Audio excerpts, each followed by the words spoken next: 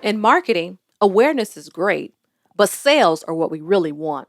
So, how do you know that your investment in content marketing is producing your desired sales? It's by evaluating ROI, or return on investment. ROI measures the return or sales that result from your investment in content. It's important to calculate ROI because more than likely, you'll need to show stakeholders the ROI for your content marketing in order to justify the continued spend. Before you can calculate ROI, you'll need the following information. One is the cost of the investment, which is the amount spent to create and promote the content. The other is net profit, which is sales revenue minus the cost of the investment. Now, to calculate ROI, you can simply do the following. Divide your net profit from the content marketing by the cost of investing in the content. Let's walk through an example on calculating content ROI. Topsy Turvy Cake Design generated $150,000 in sales from their cake decorating tutorial video series. They promoted the series online and posted in their social media pages and website to generate registrations. First, let's examine their cost. They spent $30,000 to create the videos, $20,000 to develop the video hosting site, and $30,000 to promote the tutorial series online for 4 months. In total, they spent $80,000 for the campaign. Next, we subtract the $80,000 spent from the $150,000 in sales to get a net profit of $70,000. Finally, to determine Topsy's ROI, we divide the $70,000 in net profit by the $80,000 investment cost to get 88% in ROI for their content marketing efforts. Based on these results, Topsy decided it would continue investing in the tutorial campaign.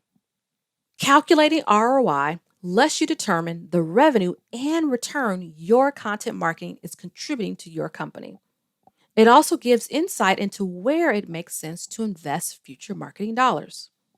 As a result, you should continuously evaluate ROI throughout your campaign to make sure you're delivering the intended value. In content marketing, it's rare that you'll only use one tactic.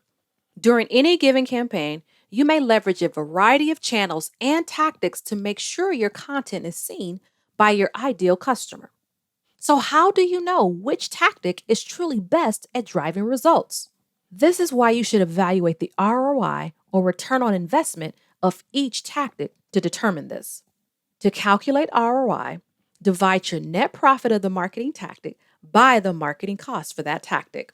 Let's walk through an example on calculating the ROI of a tactic. Red 30 Tech's marketing team is spending $300,000 to promote their latest IT support services. Here's how costs are split across the tactics. Social media ad costs are $175,000, telemarketer costs are $75,000, and direct mail costs are $50,000. Next, they look at sales for each tactic to determine the net profit.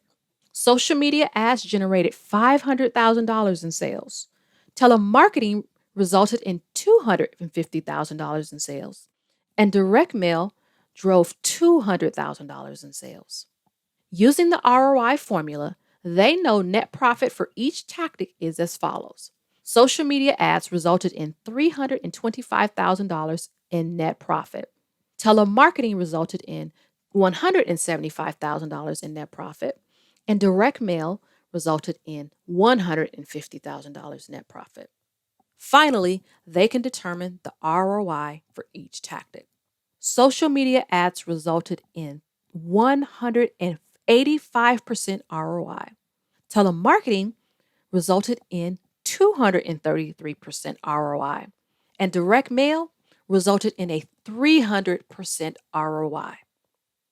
Reviewing the 3 tactics, the marketing team sees that direct mail has the strongest return on investment, followed by telemarketing and social media ads.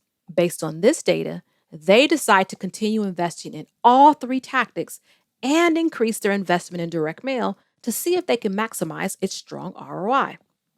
Calculating ROI for each tactic you invest in is good practice, because it lets you compare return for the tactics and invest more or less depending on its ROI.